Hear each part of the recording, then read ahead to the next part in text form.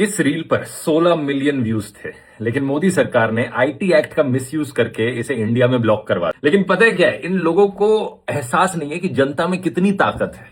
अब उन्हें जरा एहसास दिलाते हैं। मैं इस रील को दोबारा अपलोड करता हूं और इस बार इतना शेयर करना कि 30 मिलियन व्यूज क्रॉस हो जाए और डाउनलोड करके व्हाट्सएप पर हर जगह फैला दो। और अगर ये सब इसी तरीके से चलता रहा तो जल्दी आपको इंडियन करेंसी में महात्मा गांधी की जगह प्रधानमंत्री जी की फोटो दिखने वाली है। इस सरकार ने तो योजनाएं काफी शुरू करी हुई है, बट काफी सारी योजनाएं ऐसी हैं जिनका सिर्फ नाम चेंज हुआ है। और इस वीडियो में हम वही बात करने वाले हैं कि कौन कौन सी योजनाएं जो इस सरकार ने स्टार्ट करी है वो पहले से ही चलती आ रही है। बस ये सरकार क्रेडिट लेने का काम ज्यादा करती है और स्कीम बिल्ड करने का काम कम। साल 2005 में यूपीए सरकार ने नरेगा स्टार्ट किया था, जिसे महात्मा गांधी को ऑनर करने के लिए साल 2009 में महात्मा गांधी नरेगा नाम दे दिया गया था। अब इस सरकार ने क्या किया है, 2025 में इसका नाम चेंज करके वीबीजी रामजी रखने वाली है। यही नहीं, 28 अगस्त 2014 को प्रधानमंत्री जनधन योजना स्टार्ट करी गई थी, जिसमें जिन भी परिवारों के बैंक अकाउंट्स नहीं थे उनको जीरो बैलेंस पे बैंक अकाउंट ओपन करने का स्कीम लाया गया था। और उस टाइम प्रधानमंत्री का इतना ज्यादा इन्फ्लुएंस था कि एक ही दिन में 1.5 करोड़ से ज्यादा बैंक अकाउंट ओपन हुए थे। अब सुनने में तो ये अच्छा लगता है कि बहुत अच्छी स्कीम लाई जिससे कि बैंक अकाउंट ओपन किया जा सके। आज के टाइम पे जो हमारा डिजिटल पेमेंट है वो